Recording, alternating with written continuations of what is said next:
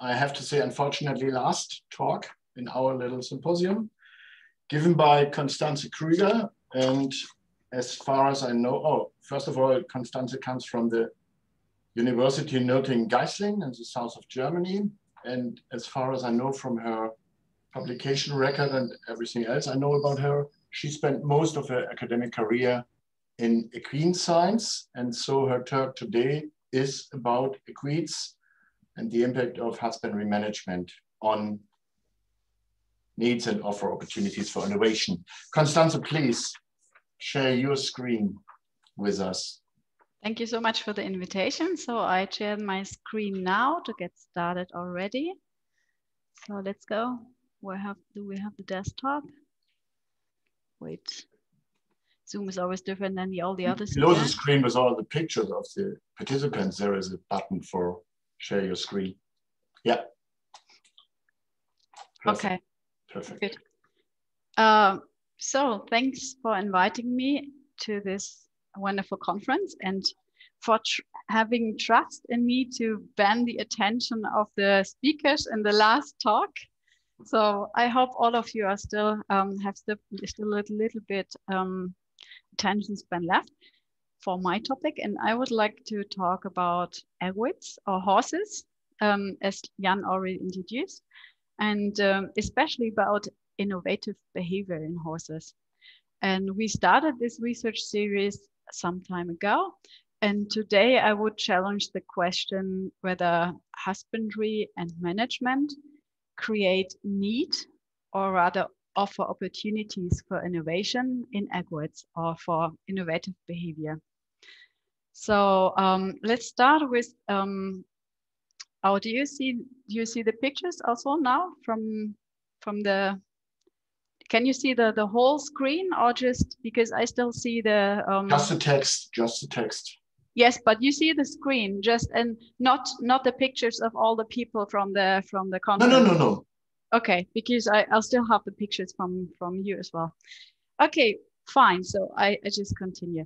So yeah. Let's start with innovative behavior. So give a rough definition about innovative behavior. Oh, I have to shut this too because I can't read this. Then change this somewhere. Sorry. Close the screen with all the pictures, and then you have two windows with Zoom. One with the pictures of the participants and the other with your presentation. Yeah, but I still have the pictures of the participants, and I would like to move this. Okay, I can move this around, so no problem. So innovation. What do we talk about? Innovation is defined as novel solution to environmental or social challenges. And so this is a very, very broad definition. And we could also talk about animals that find solutions to a novel problem or novel solution to an old problem. These animals can be considered innovative. And okay, innovation in German, of course, is a very broad topic and maybe much more complex than it is in animals. So in humans, we also normally talk about cumulative innovations, which finally bring a really broad innovative project forward. In animals, we would just sometimes talk about very simple innovative behavior or simple innovations. But basically what's really interesting also for this conference is that innovative behavior really gives animals the opportunity or the possibility to deal with problems in the environment and find solutions for how to deal with these problems or how to deal problems in future settings or in other settings. So the people busy in the field of cognitive science also know that innovative behavior is one of the key parameters of measuring cognitive abilities in animals. And of course, it's interesting in itself also to ask whether certain species are actually able or capable of showing an innovative behavior. And this was also one of our key questions, how we got started into this topic. And actually, we got in contact with this topic while we were doing another research series. We started with research on social learning in horses. And we challenged horses with opening feeding apparatuses or feeding boxes. And normally the horses receive presentations either by other horses or they receive presentations by humans, how they could open a feeding apparatus. But along with this, we made control tests and we were pretty interested or pretty, it was very interesting that some horses also manage these problems just alone by themselves. So to give you an impression, I just show you a video. Here we have a feeding box. It's filled now, and this box can be opened by the horse when it pushes a button. The button is just in front with the blue spot on top too. And the horse was then released, and it was just left alone and for trying to find out how it could get to the food. And this horse actually managed this very fast. He realized there's something else to it. I can't get to the food. There's another area which can be manipulated, and also realized very fast that just by pressing this button, he can open this box. So we may already address this behavior to be innovative, because pressing a button for opening a food box is actually cannot consider to be natural behavior in itself. So would not be behavior the horse would show when it's left by himself. So these horses, this horse obviously already had some experiences with feeding apparatus of this kind, but this in first presentation or first confrontation with this apparatus, he transferred his knowledge to this new area situation and managed the situation very well. Okay, so as I said, this was the control group of our social learning group. And basically, most of the horses were not able to really manage this problem. And just for example, 2 of 18 horses in the control group actually were successful in opening the feed box just by themselves and may be considered individual learners or even innovative horses. So yes, this brings us to the topic. There may be innovative horses, and there may be also a considerable scale of innovative behavior which we may study further. And this is what we did with another PhD thesis, for example. Here you can see a feeder which we used for addressing horses. So this feeder is just, the feed was dropped in this upper part of the feeder, and below you can see a stick, and horses would have to turn the stick in circles so that small portions of food will fall out every time they move this stick. And also this, of course, is no natural feeding situation for a horse, which is used to just feed on grass just all around him and really search for food. And then also manipulating an apparatus is something this is really novel and could be considered innovative. And in this approach, we found out that 4 out of 16 horses finally were able to operate this feeder, so that we can say a small portion of horses or some horses may show innovative behavior and maybe especially clever and may be able to adapt to novel challenges very fast.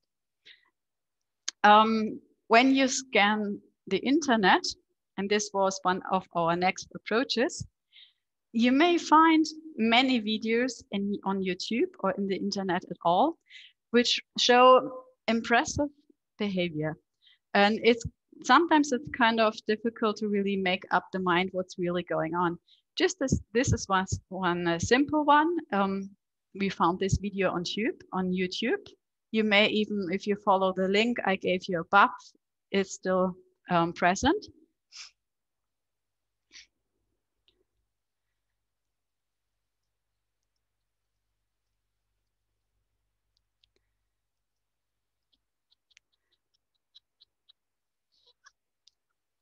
So this is a horse solving the problem of not being able to get to the apples by just kicking the tree. And interestingly, when we searched the internet, we actually found 3 videos of different horses also coming up with this solution to the problem. How do I get closer to the apples, or how can I feed on the apples? There are also a large series of different topics or different areas. Another one I would like to show you is this one. This is very famous, Mariska, which opens different doors. And I would like to switch to YouTube because this video does not transfer very well. So let me see whether I can still share my screen with you. Do you see the screen on YouTube now, or do I have to share new? Can somebody give me a short feedback? Okay, we just see your presentation at the moment. Oh, you still see my presentation. Yeah. So I probably have to go out of sharing right now and probably, yeah. Share again. And then share YouTube with us. Yeah, right. Yes. Now, do you see YouTube? Yeah. Great. Okay. So this is a video very often seen on YouTube as well. Mariska, who gets free, and this is a horse which is able to open all kind of different doors, and just watch her. What she is capable of doing is impressive.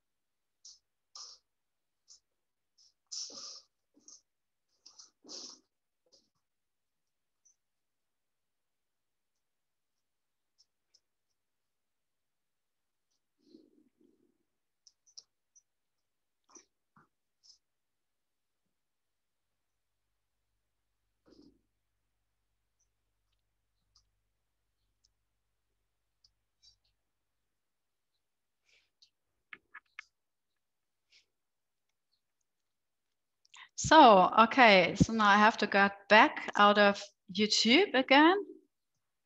I want to go back to my talk. Yeah. Ah, here. Close the screen and then share the other one. Yeah, fine. I think I'm back in the talk. I have to stop YouTube because they just try to sell me all kind of different products right now I don't want to buy.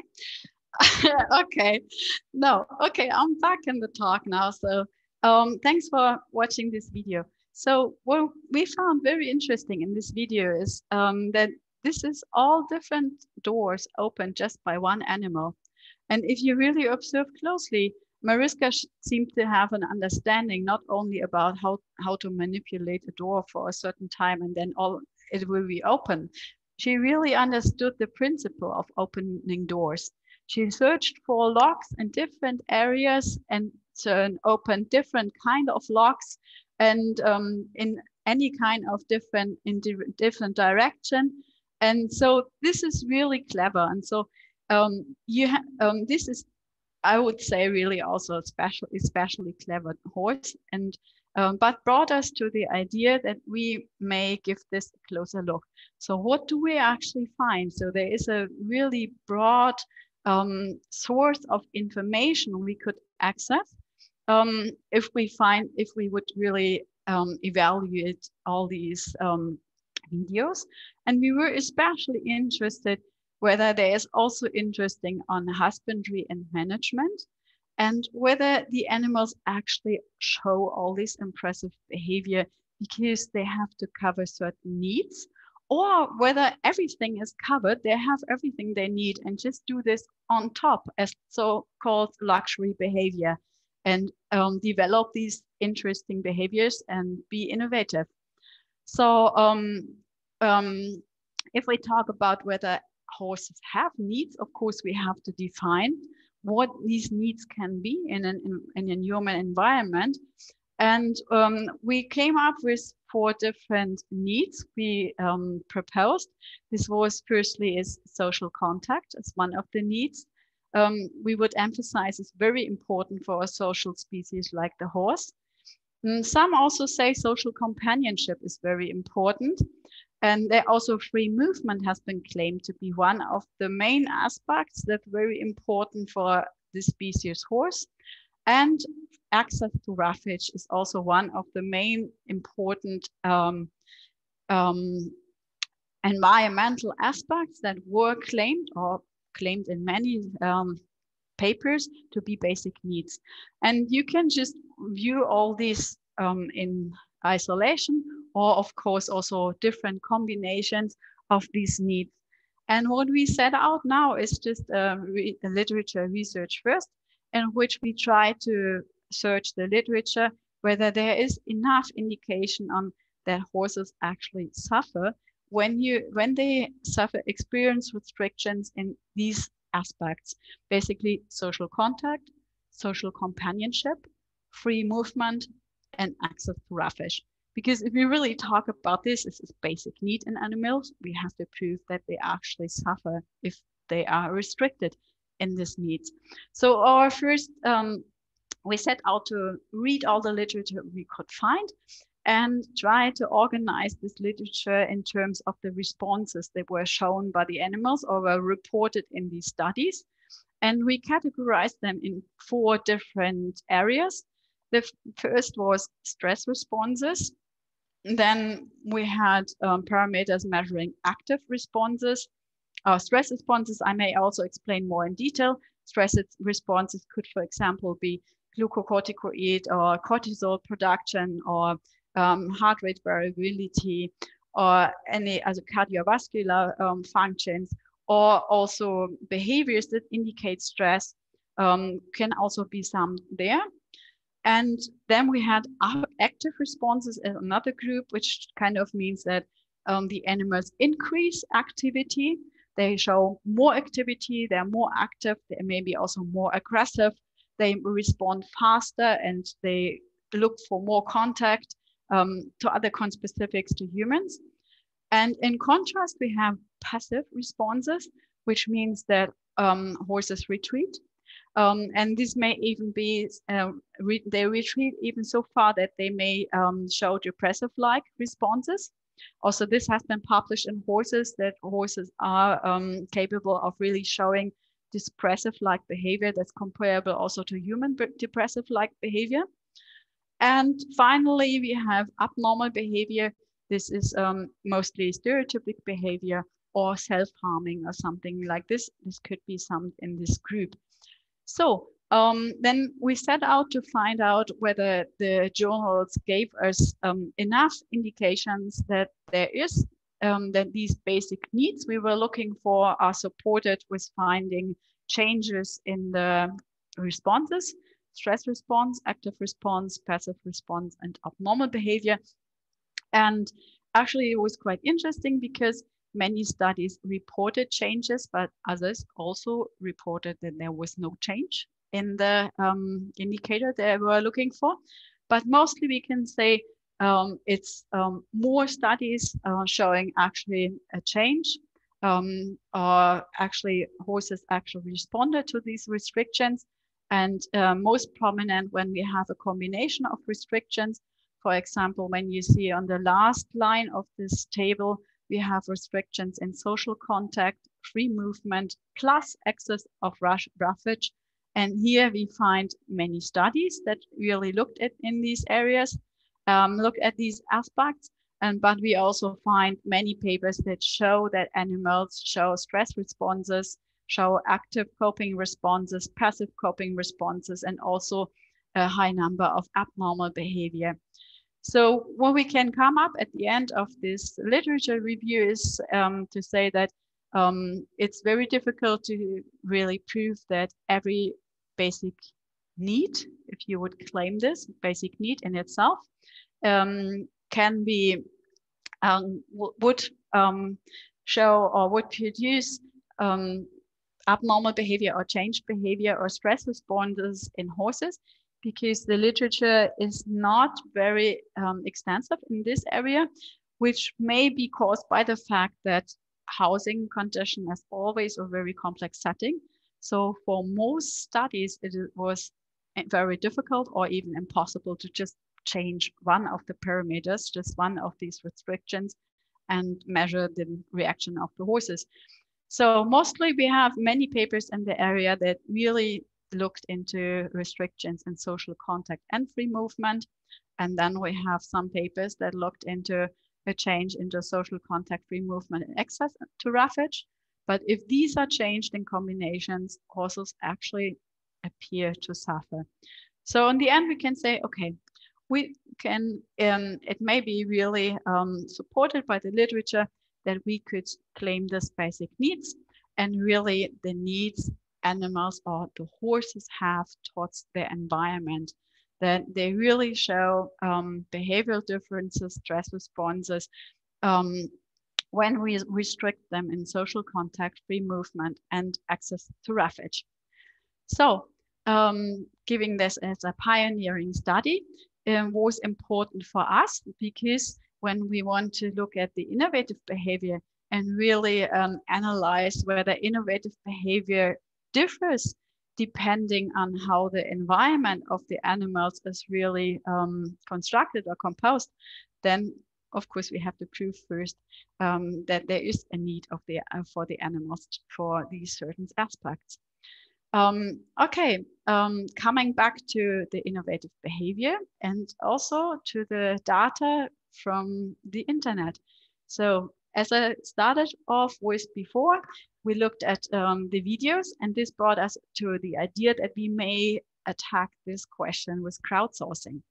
So we developed questionnaires, which we send out on all kind of channels we could think of, like horse riders, journals, or conferences, or we approached horse owners and horse management areas of all kinds in 3 different languages, in English, German, and French, in many different countries, and just asked them to send us reports about unusual behavior.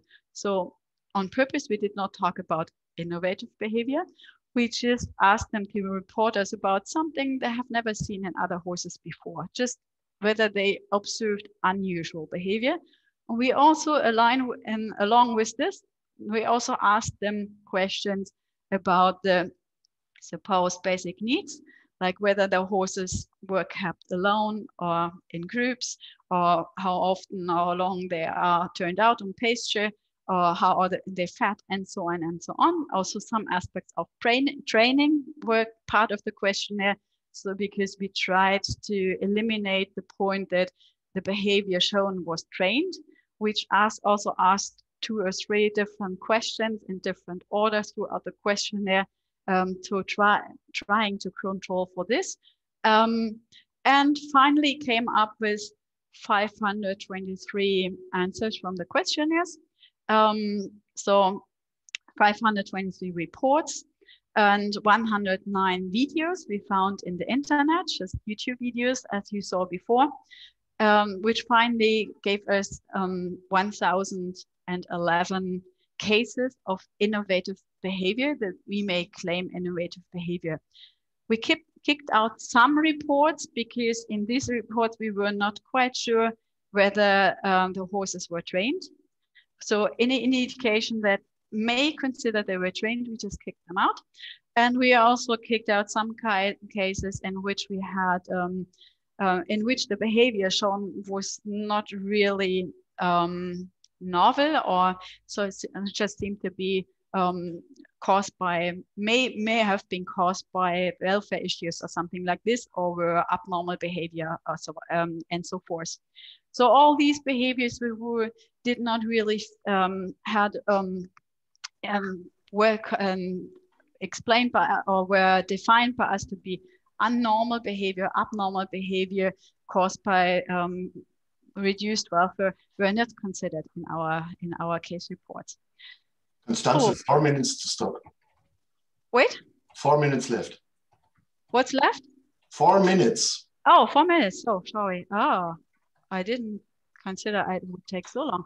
Okay, so I can speed up a little bit. So what we came up finally were with cases, we had escape behavior, we had foraging behavior, we had comfort behavior, and we had social behavior and play behavior.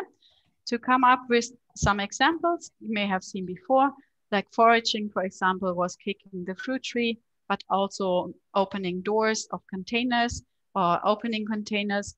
Escape was for opening locked doors or untying ropes and halters. Social group, for example, is for all that grooms her mother with a brush, or others.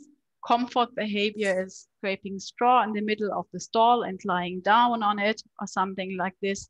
And play behavior was all kind of behavior which we did not find a real meaning to. So behavior which animals may just do on top, like playing fetch with sticks and so on. So which we then also analyzed is the number of different types of innovation and the frequency of displaying specific innovations. And all these were not affected by individual parameters, like, for example, sex, age, breed, or equid species. And we finally, if you can look at this graph now, for example, you can also see a huge difference of the numbers of different innovations we found. So we found just a little variety, not very many different escape behaviors, not so many different foraging innovations, but many different types of comfort behavior, social behavior, and play behavior. And if we come back to the question whether this is also caused by the restrictions in the environment, we can also compare this then finally to the basic needs we claimed before, like access to roughage, social contact, access to pasture or housing condition. And we always combined whether the animals were living in a restricted condition, like, for example, temporary social contact or permanent social contact, limited roughage or unlimited roughage, and restricted access to pasture and daily pasture. Like, so the restriction is always blue and the unrestricted here is always green. And if you give this a rough overview, so what's very interesting in this area that when animals were kept in rather restricted situations, they showed a high frequency of innovative behaviors or higher frequency of innovative behaviors, but only a limited different types of limited different numbers of innovative behavior. And so this is typical for the blue bars of all the animals really kept and restricted with restricted basic needs, the different needs. They more in the and just in the when they have few numbers of different innovations. And if the animals are kept in pleasant situation, if the needs were unrestricted or unlimited, we have more different types of innovations. So what we can say, come back to the end, so I can sum this up very fast now. If we conclude on this, is we suggest that equids produce goal-directed innovations and repeat them very often at a high frequency when they are kept in restricted environments. But when animals or horses really have an unrestricted environment where all the basic needs are covered, where they really are kept with free movement, with permanent social contact, with permanent access to refuge, they show a high variety of innovative behavior, not so frequent, but many different types of innovative behavior. Okay, and this brings me to the end. Thank you for listening, and thank you for inviting me to this wonderful conference. And thanks to you, of course. You're welcome, anytime. Thanks for this quite long, but nevertheless very, very interesting talk at the end of our symposium. And I see the first hand coming from Sandra, please. Yes, thank you for this presentation. And I was just wondering, have you analyzed whether the category or type of innovative behavior is linked to the type of restricted need? If there's restricted access to refuge, did you also find more food-related innovations? Yeah. So what we have. This is a very good question, thanks. So we did try to link this, and for example, in the and when food restriction and movement restrictions were observed, then you could really find very goal-directed innovation that really try to cover this need of really get access to food, or if movement was restricted, then also door-opening behavior, for example, was found more often. So also then innovative behavior really linked to this need was found more often. And interesting then also the animals showed especially this innovation in a high frequency. Just stick with this one innovation, which may have been developed just to cover this need or improve this need. Okay, next question comes from Rebecca. Yeah, thank you for this talk. This is an area that I'm totally unfamiliar with horses, and definitely the videos are very illustrative. I was wondering, when you talk about animals whose behavioral needs are not being met and them showing only one specific behavior, in this case an innovative behavior, then as a farm animal person, immediately I start thinking towards stereotypies. Do you think that has a relationship, or is this just something completely different? Stereotypic behavior is different from what we found now in the innovative behavior, in terms of that stereotypic behavior is repetitive and will not be removed out of the behavior repertoire once the needs are covered. So but the innovative behavior is not. So for example, if they show innovative behavior really connected to a certain need, for example, opening doors, they don't show this behavior anymore when their movement is satisfied. Okay. But what we found, for example, in other situations, if we say that this the play behavior, for example, which was not really goal-directed and was also basically shown by animals in which all the basic needs were covered, this seems to be more closer to cognitive enrichment, that they also show some behavior which is not rewarded, but they still try to, they have enough time. They just want to be engaged into something. But it's very different from stereotypic behavior, because it is goal-directed. Behavior is usually also not goal-directed. Yeah. It's just shown, they learn this once and then they repeat that whenever stress comes up. Okay, thank you. Okay, thank you. Further questions? It doesn't seem so for the moment. So by this, I would close this afternoon's session for another quite short break, I would say, of 10 minutes for another cup of coffee or tea or